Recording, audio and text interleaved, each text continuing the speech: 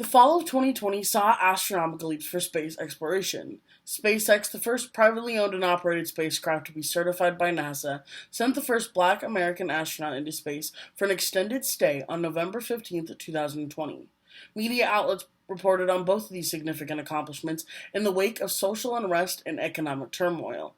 It seems that American politics have made their way into outer space. And now the U.S. is spearheading the Artemis Accords, which, according to papers published by the U.S. Senate Department on November 15, 2020, the Artemis Accords are intended to increase the safety of operations, reduce uncertainty, and promote the sustainable and beneficial use of space for all of humanity.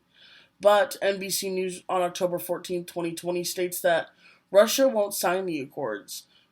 No African nations are involved, and rumors swirl of capitalism and greed. Opportunities for growth in space are becoming a reality, and the United States is moving quickly and ambitiously to lead this new space race. Today we will discuss the problems, causes, and solutions surrounding the Artemis Accords, because as Christopher Newman writes for The Conversation on October 19, 2020, space active states now face a stark choice: miss out on being the first to use the resources of the moon, or accept the price and sign up to the Accords. The Accords have two main problems. One, global significance, and two, flaws in the framework. For more than 50 years, nations have struggled to govern the idea of humans living in space, and the Accords seek to do just that. But while created by the US and NASA, it is not funneled through typical channels of international space law. According to the Artemis Accord papers published by NASA on November 15, 2020, 8 nations have signed the Artemis Accords. Noticeably absent is our main space rival, Russia, and our main spacefaring ally, New Zealand. For a treaty hoping to represent national standards, 8 signatures seems like very little. American astrobiologist Keith Cowing writes in Space Review on May 17, 2020 that we live in a world with a dizzying mix of globalism and nationalism, with dozens of nations planning to go to the moon, and billionaires with their own self-funded plans independent of nations. The Accords must let private companies like SpaceX sign the treaty and bring commercial interests into the fold, or risk them going operationally rogue. The Artemis Accords are intended to avoid conflict in space and on Earth, but with a lack of international cooperation, it is doing the opposite of its intention. Second, there are flaws in the framework. The Artemis Accords seem well-meaning and include promises like peaceful purposes, transparency, and interoperability. But as previously mentioned NBC News reports, they hold no jurisdictional weight and are essentially anecdotal. The previously cited Cowing states that transparency doesn't quite mean what it's intended to, because the Accords do not abide by international space law. And peaceful purposes is the least descriptive treaty on the Accord, simply stating the Accords require conduct for peaceful purposes per the tenets of the Outer Space Treaty. This is highly problematic because the Outer Space Treaty says that peace is determined by individual countries. John Hickman is a professor of political science at Berry College and writes on October 19, 2020 that as the Accords are an international workaround, the document is exposed as the first step in the appropriation of resources on the moon via the United States, plus a small circle of its friends. It is an explicit violation of the 1967 Outer Space Treaty. And this leads us to 2 causes. 1, the precedent set by previous treaties, and 2, capitalism. The 1967 Outer Space Treaty is by far the most commonly referenced treaty for outer space behavior, and was signed into existence 2 years before the U.S. planted its flag on the moon. This becomes significant because there's no formal consensus on the big question: who owns the moon? Frans van der Dunk, a space law professor, tells The Conversation on July 24, 2019 that all states jointly own the moon, and legally the moon nor Mars can be sovereign to any one country. However, the legal status of any resources found on the moon is now the question of the millennium. Would it be the property of all of mankind, or the nation of the man that found them? The 1979 Moon Agreement tried to prevent commercial exploration of resources found on the moon, but the US, China, and Russia have not ratified this agreement.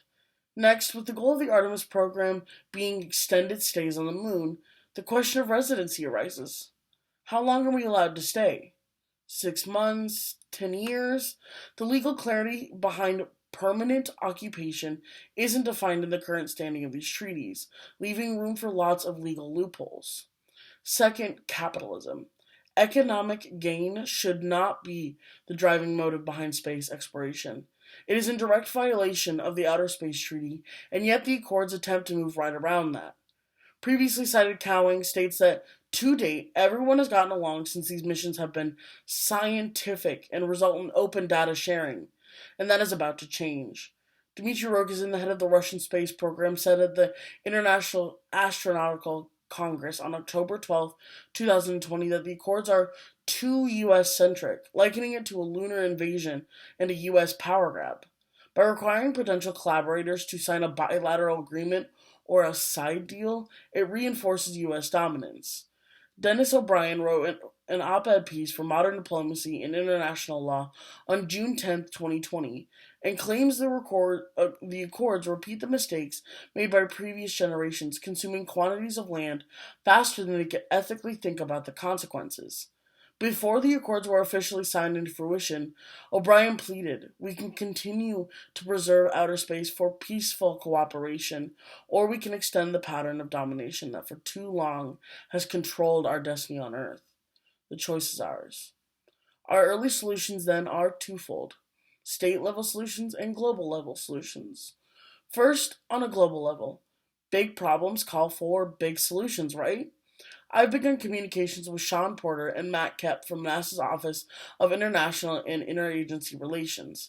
I've also contacted representatives from nations who have and have not signed the Accords. I'm collecting qualitative data to shine light on how the Accords can be amended, and ways the United States can be held accountable for their part in the Accords. If you're interested in participating, contact me after the round. We need to gain traction and pressure the U.S. to either ratify the 1979 Moon Agreement or clarify their intentions for the Artemis Accords. Second, on a state level, I've comprised a list of NASA-friendly representatives from each state and which members of Congress belong to NASA. I've also drafted a letter that you can send to your state representative urging them to examine the Accords with a critical eye and call for revisions of Articles 3, peaceful purposes, 4, transparency, and 9, preserving outer space heritage. Put your email in the chat and I'll send a letter on your behalf to your state representative. Also, make sure my email is in the chat too if you want to reach out to me anytime to discuss space stuff, especially the controversy around Pluto. I still think it's a planet. I don't care what astronauts say. Today we have discussed the problems, causes, and solutions surrounding the Artemis Accords. American astronomer and physicist Carl Sagan famously stated, "The cosmos is all that it is, or ever was, or ever will be. We know we are approaching the greatest of all mysteries.